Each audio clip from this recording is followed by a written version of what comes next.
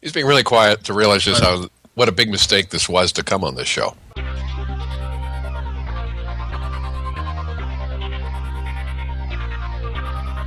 Does your team need to master AngularJS? Oasis Digital offers Angular Bootcamp, a 3-day in-person workshop class for individuals or teams. Bring us to your site or send developers to ours, angularbootcamp.com. This episode is sponsored by Widmo 5, a brand new generation of JavaScript controls. A pretty amazing line of HTML5 and JavaScript products for enterprise application development in that Widmo 5 leverages ECMAScript 5, and each control ships with AngularJS directives. Check out the faster, lighter, and more mobile Widmo 5. This episode is sponsored by DigitalOcean. DigitalOcean is the provider I use to host all of my creations. All the shows are hosted there, along with any other projects I come up with. Their user interface is simple and easy to use, their support is excellent, and their VPSs are backed on solid-state drives and are fast and responsive. Check them out at DigitalOcean.com. If you use the code AngularAdventures, you'll get a $10 credit. Hey everybody, and welcome to episode 51 of the Adventures in Angular show. This week on our panel we have Ward Bell. Hello. Lucas Rubelke. Hello. Joe Eames. Hey everybody. I'm Charles Max Wood from DevChat.tv.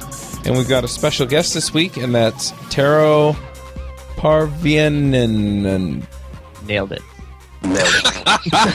Stuck the lynch, didn't he? You want to introduce yourself, Tero? Sure. Yeah, so I'm a programmer based in Helsinki, Finland. I've done a bunch of web full stack development over the years. Like I have background in Java and Ruby and Clojure, but for the past, say, couple of years, I've pretty much kind of specialized in front-end development and doing web applications as an independent contractor for different companies here in Helsinki. And I've mostly been doing that with Angular. And as part of that story, I've also kind of started writing a bunch of things about Angular. So I've written some articles, and I'm also in the process of writing a book about Angular called Build Your Own Angular. And as part of that, I've kind of gotten to know the sort of internals of that framework in depth, in kind of much more depth than I really ever wanted to. But that's where I am at the moment. All right. So, Tero, if you don't mind, this is what I would like to know, is how did you actually get into just digging into the Angular source code? And what was your first and immediate reaction within the first 30 seconds of seeing it? The reason I kind of went into it is as I started using Angular and people were saying that it's really difficult to learn and there's like a bunch of magic in it, all the change detection stuff and the directives and things like that. And I always feel like very uncomfortable using APIs and frameworks and libraries that I don't understand fully. Like I've had this experience with a bunch of different things in the past. Like there are parts of Ruby on Rails, for example, which I used for years that I still don't quite know how they work. And it's not nice to use APIs like that because you always have this feeling that you probably could do whatever you're doing better in a more idiomatic way or a more concise way or whatever if you only knew how to do that. And it seemed like with Angular, there was a big chance of that happening again because people were saying that it was difficult and the documentation wasn't there and things like that. So what I started to do is I started to explore the source code. And I actually started from the scopes and the change detection system because that was something I hadn't really been in any of the frameworks I'd used before. So I wanted to know how that works and sort of demystify it for myself. And then I ended up writing an article about that and then the book. So yeah, first 30 seconds, I can't really remember. Maybe it's something I wiped from my mind because it was a shock or something. But I think one of the first things that came to my mind was that there was a lot of code. Like there's just a wall of code because the Angular 1 code base is written so that there's not a huge amount of files in it, but there are very large files in it. And when you open up one of them, it's just, it's daunting to look at something like rootscope.js or compile.js when there are more than 1,000 lines of code in there. But yeah, that's one of the reasons why I actually started to learn it in the strategy that I picked, which was to actually reverse engineer it, to write my own version of it, like a clone of it, and kind of force myself to learn from the first principles what's going on there, instead of trying to approach the existing code like as a monolith and try to understand that. So we've got you here to talk about the compiler, which I'll admit I had to go look up because I just took for granted that directives work, I guess. Yeah. And so the compiler is the thing that goes through the HTML code and identifies the directives you have in there and then makes them work? Exactly. So the compiler is the sort of internal Angular facility that makes it possible for us to use directives. And what it does, it goes through the whole HTML DOM tree that you have in your host page and in your templates and finds all the directives that match and applies them to those elements. And while doing that, it also kind of goes over all the directive definition objects that you have, all the configuration options that you have there that have to do with linking and scope creation and scope bindings and attribute access and controllers and templates and transclusion. All these different features are all things that are implemented by the compiler. So everything that you can do with directives really is things that are driven by the directive compiler. So I have to ask, I came at Angular as kind of I want to just make it work. What are the advantages to me to actually understanding the compiler as opposed to just taking for granted that the directives will do what I want them to? So to me, at least, it was that the directive API itself is so difficult to understand. Like it's a very big API with, I think, 15 different configuration options and who knows how many combinations of those options that you can have. And I think what happens with most people, at least what happened with me initially, was that you end up learning a sort of subset of that API, that you don't ever bother kind of learning everything about it. And then you just use that subset, like that there's a link function that you can have and you can do things in there. And that's fine. If you can get your problem solved like that, it's great. But what I tend to see happening is that people end up doing things in their directives that they could do accomplish much more easily by using more of the directive API. They end up doing some DOM manipulation that you could replace with transclusion or something like that. And I just wasn't able to pick up all the kind of nuances of that API from the API and the documentation itself. And I kind of just wanted to understand a little bit more about what goes on inside, because that's kind of the ultimate documentation is the source code itself.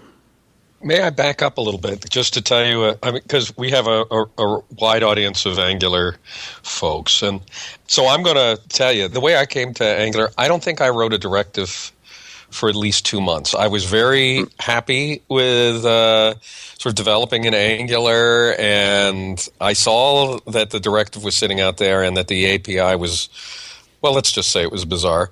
But it didn't trouble me because I came equipped with enough directives to make it useful, and I didn't actually write a directive for a very long time. Is my experience unusual in that respect? And why is it that when I read about people talking about Angular, like the thing they go for is directives, and the thing that they think is hard is directives, whereas to me it's like, why is that? Why is everybody obsessing about directives? So tell me, what's crazy about my experience or not, and what's the big deal about directives?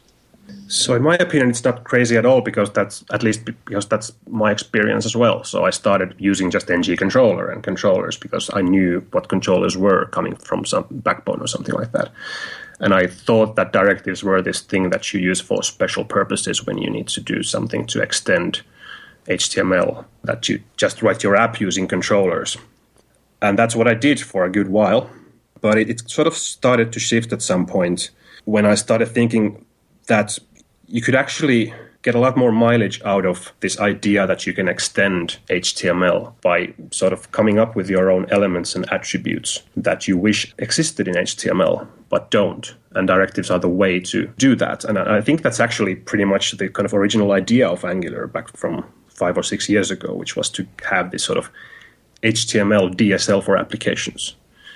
And at some point, it seems that it was kind of wasn't really being used like that by the community. We just used controllers and kind of treated it as sort of like an MVC framework. But then, for myself, and I think more generally in the community, directives people have started to use them in more scenarios in the past year or so, especially when after the material about Angular 2 has been starting to come out, where directives have a much more central role in terms of components. And I think that's where Angular itself and the community seems to be going at the moment, not using bare controllers as much as having directives for pretty much everything. Well, so I want to ask you a little bit about that, because that is a dramatic move, and the whole directives language, as we all agree, is so much harder. So somebody sort of approaching their own application. I mean, I've seen that shift too. Like, instead of ever write, now people are saying, never write a controller, always put in a directive. I'm probably oversimplifying that. But what's the criteria by which you think somebody approaching their application should say, that's the right place for the MVC style, for the controller style. Mm. And that over there, that problem set is the right kind of target for thinking about the directive style. I mean, first of all, do you see it that way? Do you see that kind of developer being confronted with that kind of decision? And if so, how would you guide them?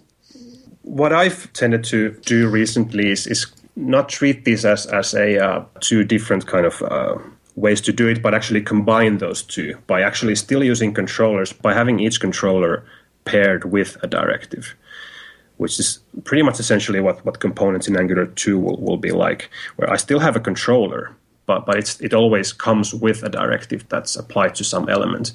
And the big reason, or the big kind of good thing about that is that you can have directives with isolate scopes. That's, at least for me, the kind of big difference. Whereas with ng controller or controllers without directives always share this kind of surrounding scope and have this prototypical scope inheritance going on. And that causes a lot of confusion for a lot of people with all the attribute shadowing that goes on.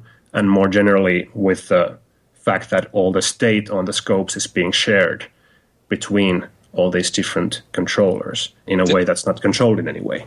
Didn't that go away with the controller as pattern? With the controller as pattern, you're really insulated from the outside scope, right? Well, yeah, but by convention, yeah. If you just, from your expressions, you can see which controller things come from, but they're still there. You can still access them by aliasing controllers. So they're still there, but with isolate scopes, you actually they just won't be there. So you have to true encapsulation, where the data is just not going to be on the scope. So it's kind of a stronger guarantees about modularity there. Okay, but all the routing systems, like the UI router and the new router and all that other stuff, are thinking in terms of controllers rather than directives. So how do you kind of cross that boundary? So what I usually do is, for each route, I tend to have one controller which receives any data from the route that it needs. But all it really does is have a template that instantiates one root component for that view. And then everything else from downwards from that is all components. I think that with the new router that's coming out, it's actually going to change a bit, since you're supposed to be able to have routes that route directly to component instances, right? So even that kind of bridging won't be needed anymore. I'm not sure if that's going to be the case for Angular 1, but at least for 2, that's going to be the case, I think. Yeah, that sounds right for Angular 2. Okay, so that helps position me controller versus directive and where your thinking is. Now I'm more comfortable having you say, okay, folks, now that I'm just steering you towards directive, here's what you need to know. And so what do we need to know? Well, yeah, there are quite a lot of things to know about the directive API, since you can do anything really with it, and because the API is so huge. But one thing, at least, is that for the use case we were just talking about for components, there are really, I think, 3 or 4 options that you need to kind of understand. One is that when you make a sort of component directive, you have the scope attribute on the directive definition object with which you can define this isolate scope. And you kind of want to understand how those work and how you can pass things into a component directive from outside, and how those bindings behave when things change over time. And then you want to know how templates work and how you can have these directives that actually provide their own internal HTML. And optionally, you might want to know about how transclusion works and how you can actually pass in pieces of HTML from outside to that component. And finally, you want to understand how controllers integrate with directives, and that you can have this controller attribute on your directive definition object that gets paired with the directives and in which you then have the actual logic of that component. And those, I think, I came up with 3 or 4 attributes in total that I think component directives should have, and that you can get a lot of mileage out of those. For those of our audience who gag on the very word transclusion, can you translate that into the very simplest Finnish that you? No. How would you tell somebody what transclusion is without ever using the word transclusion? It's actually, in my view, something that people would recognize as something that they would want to do, but the word gets in the way. So how would you tell people what they're really dealing with so they don't get scared? Right. So the use case for transclusion is like you have some component in your application, and I think the canonical example of something like that would be like a tab bar with a tab component. So you have a component that sets itself up as a tab with its own template that sets up the various elements and attributes that are needed for a tab. But then you want, as the user of that tab directive, to actually provide the actual content that goes inside the tab from outside. And what you do there is you in your HTML, you type in the tab element, and then inside it you nest whatever HTML you want to go inside the tab. And the way you can make that work with Angular is you can have this directive tab that has its own template, but then you can specify this transclude option on the directive, which gives you the possibility to get the HTML that was nested inside where the directive was applied and put it somewhere inside the template of that directive where you want it to go inside somewhere in that tab's markup. So it's essentially just like passing in an argument to a directive which happens to be a bunch of HTML or a tree of DOM nodes. And that's really what it is. And the API gets in the way and the word gets in the way, but as a concept, it's really, I don't think that complicated, and it's very useful in many scenarios. Right. So if I have a page and it's got rainbows and unicorns and bunnies on it, and I want to have those in separate tabs, you're just saying I write those, and then the goal is to move bunnies into the bunny directive and so forth, that kind of thing? Exactly, yeah. And in Angular 2, I think the same is accomplished with the web component standard, where I think you have, was it called content tags or something that's actually in the standard, where you can say that I want to shift this content from the component user to inside the component to this location. So it's really a concept that's useful outside of Angular as well, and it's in the web component standard, just not by that name. So if people want to dig into the compiler and see where all of this stuff is implemented so that they can understand better how it does this stuff, where do people get started? I mean, do you just open up the compiler.js file, or I haven't really looked. You can do that. Somebody's recently given an awesome talk that explains this. Yeah. So you can open up that file. It's just that it's really scary. I think something like 1,500 lines of JavaScript code plus another 1,000 or so of documentation.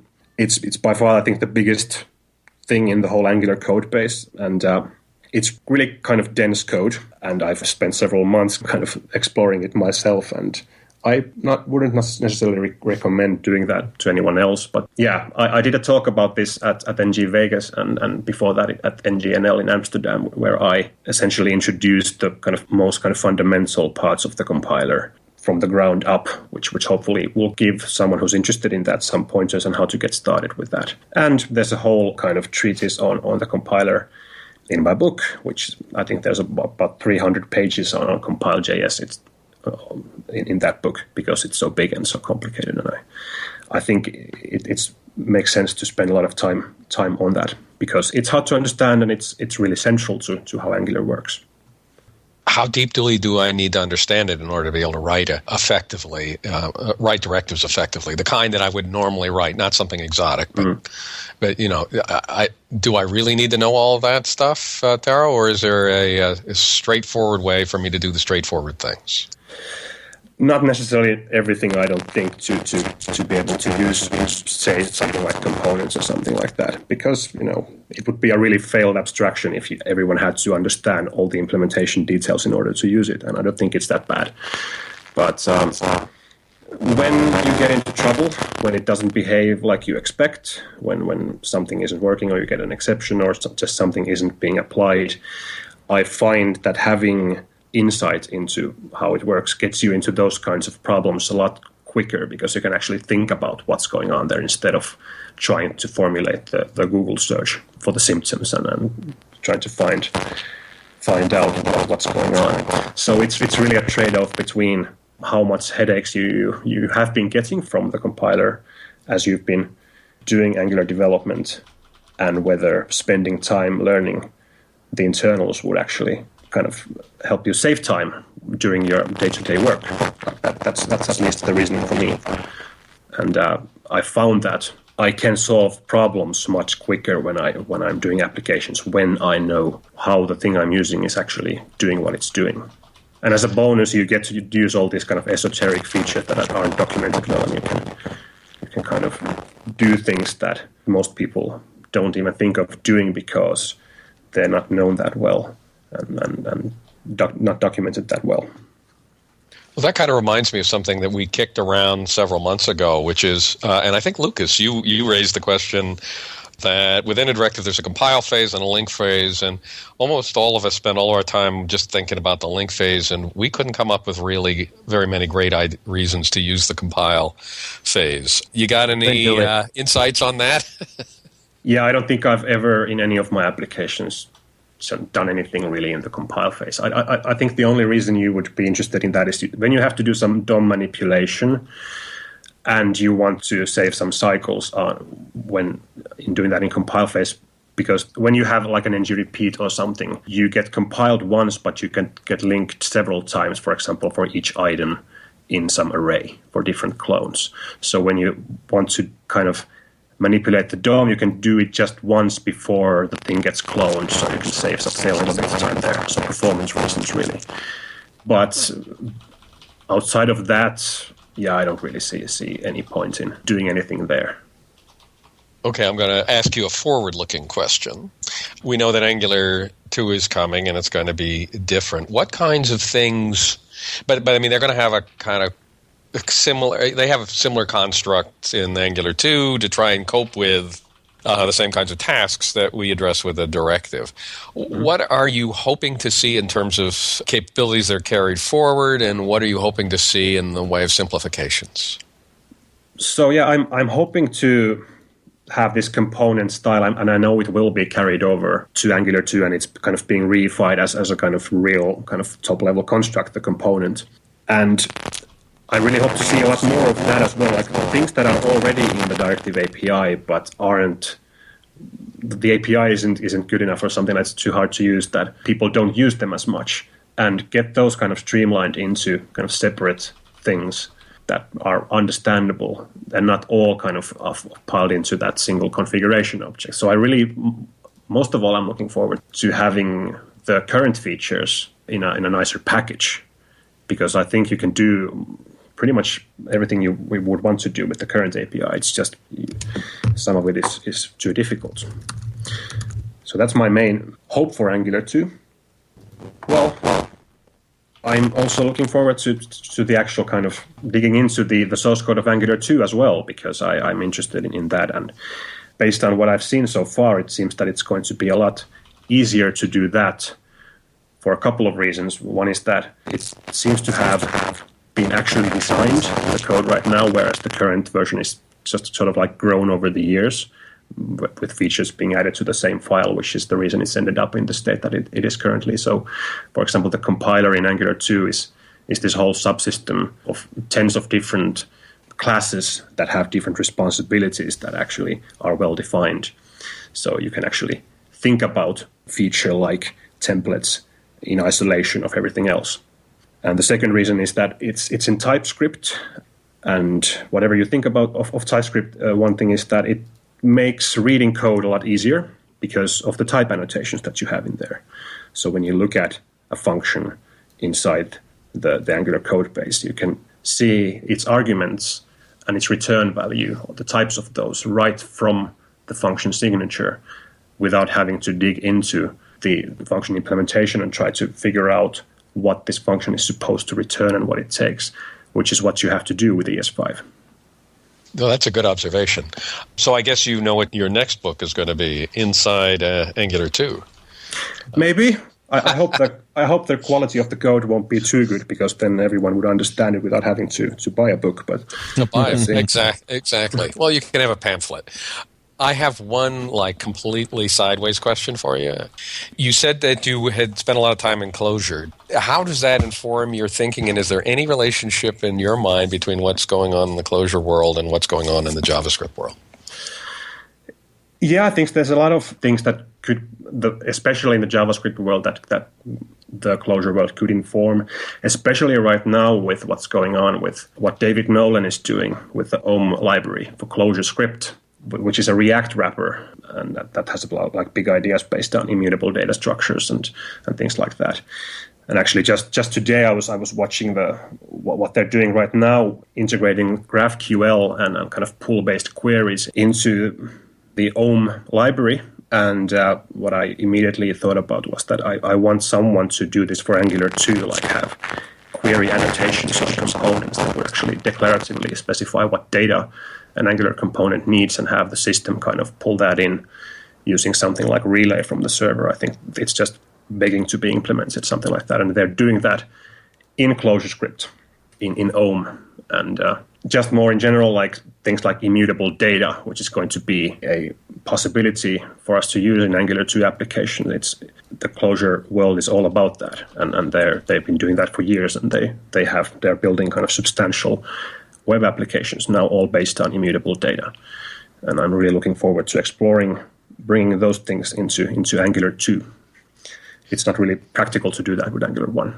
Yeah, that will be immutability will have an interesting effect on the style in which we write our applications. It's not so much what's in Angular 2 as it is in terms of how we think about arranging things, right? Yeah, definitely. Yeah, exactly. And the whole kind of architecture of forcing you to do one-way data flow, for example, because you can't do mutation within components. You have to go to the root and things like that. It'll completely change the way you architect your applications. And I'm liking what I'm seeing them do in the Clojure world, especially with Angular 2 and the way the components work there. It would be a nice fit, I think. So one more very technical question, Tero. Put your thinking cap on. What is the hottest place in Finland? Well, hottest place in Finland. Well, right now it seems to be my apartment, because I don't have air conditioning, and it's pretty hot here right now. I was going to say the sauna, but I think we just said the same exact thing. So, well done. Yeah, we all live in saunas in Finland. I think that's the only thing we really know about Finland over here. Yeah, we do have Angry Birds and things like that we're really proud of. Awesome. All right, should we do some picks? Lucas, do you want to start us off with picks? Sure. So I'm going to spite everyone, and I'm actually going to choose Tero's book as my pick, Build Your Own AngularJS. I purchased it, and it is a treasure trove of information. It's actually quite large, and so I've just been kind of going through it buffet style and picking out the pieces that I like. But it's very well written, lots of good examples and kind of meat to dig your teeth into. So well done, Tero. Nice, thank you. All right, Joe, do you have some picks for us? You bet. I'm going to very quickly pick the U.S. women's national soccer team. Chuck, if you were hoping to pick that, sorry, buddy. I know, that's why I hate going last, but... Yep, they won the Women's World Cup. They're awesome, and I cannot say enough good things about them. And then I'm also going to pick a TV show that was on TV quite a few years ago. It's called Better Off Ted. You can find it on Netflix. I think it only had one season, but it was awesome. Hilarious show. If you liked Seinfeld, The Office, Arrested Development, Parks and Rec, those kinds of quirky humor shows. And it's particularly appealing because it's set in an office space where they develop all kinds of things, do a lot of research and development, and it's a nice quirky humor sitcom. Very funny. Love watching it. Just some hilarious episodes. So that's my pick. And I thought you watched Alf and Three's Company, so that doesn't... I watched those too. Oh, there goes Ward dating himself again. Uh-huh. Ward, what are your picks? Actually, I wanted to watch the Howdy Doody show, but that's really going back. I'm not going tech today. I'm going to pick Inside Out, the Pixar movie, which I was surprised by how intelligent and funny and thoughtful that was. I don't happen to have an 11-year-old daughter in my life, but I thought there were real insights into what's going on as children mature and what happens to the emotions. And it's actually based on some real science in there, and yet it never fails to be entertaining. I hope there's something in there for kids, because for an adult it was very strong. So I don't know how many of you have seen it, but it's definitely worth your money. Yeah, I enjoyed it too. All right, I've got a quick pick. I got some headphones a couple of weeks ago, and I really like them. They're the Blues 2 Aftershocks, and they've got the, I don't know what you call it, like the headband that goes behind your head, and that part I don't particularly love, but it holds the pads in place for the bone conduction. They're bone conduction headphones, and so they sit right in front of your ear, and they sound great, and I really like them. So I'm going to pick those. They're not particularly cheap, but they're really nice. So that's my pick. Tero, do you have some picks for us? Yeah, I have a couple of picks. One is an old essay by Paul Graham called Programming Bottom Up, in which he writes about Lisp and the fact that Lisps are these kind of extensible programming languages. And what happens with them is that when people write applications in Lisps is they don't just write their applications in Lisps, but they actually write DSLs by using the extension features of the languages that give them sort of higher level languages in which writing applications is easier. And what you end up doing is you kind of co-evolve two things, which is your application code and the DSL in which you write that application code. And the reason I'm picking it is because I think we have that too in Angular, kind of. We have directives, which give us an extensible DOM. So what we can do, what I often find useful to do, is when I'm writing a new feature for an app, is I go into the HTML and just dream up the kind of perfect elements and attributes and events that I hope existed in HTML. So that would make writing that feature really easy. And then when I've done that, I kind of go into the other side and implement the directives that make that dream HTML a reality. So I think that the kind of idea from Lisp that you can do with macros applies kind of well to what we can do with directives in Angular. And my second pick is a book I recently read called Flash Boys, which is about high-frequency trading. And it's kind of this reads like a thriller almost. It's about the fact that really stock trading is not done by traders directly anymore. It's basically computers talking to each other. And it goes into how people exploit this by gaming the system by doing things like co-locating their computers with the computers of the stock markets to gain lower latencies and things like that. It's kind of really scary stuff and really enjoyed reading it. And those were my picks. All right, super cool. Well, if people want to know more about you or your book or anything else that you're working on, do you want to let us know where all that is? Sure. So everything is on my website, teropa.info. That's my blog, and I have the link to my book page in there, and I have the link to my Twitter and GitHub and everything on that website. All right. Well, we'll go ahead and wrap up the show. Thank you all for listening. Leave us a review on iTunes. We'll catch you all next week. This episode is sponsored by Mad Glory. You've been building software for a long time, and sometimes it gets a little overwhelming. Work piles up, hiring sucks, and it's hard to get projects out the door. Check out Mad Glory. They're a small shop with experience shipping big products. They're smart, dedicated, will augment your team, and work as hard as you do. Find them online at madglory.com or on Twitter at madglory. Hosting and bandwidth provided by the Blue Box Group. Check them out at bluebox.net. Bandwidth for this segment is provided by CacheFly, the world's fastest CDN. Deliver your content fast with CacheFly. Visit CacheFly.com to learn more. Do you want to have conversations with the Adventures in Angular crew and their guests? Do you want to support the show? Now you can. Go to adventuresinangular.com/forum and sign up today.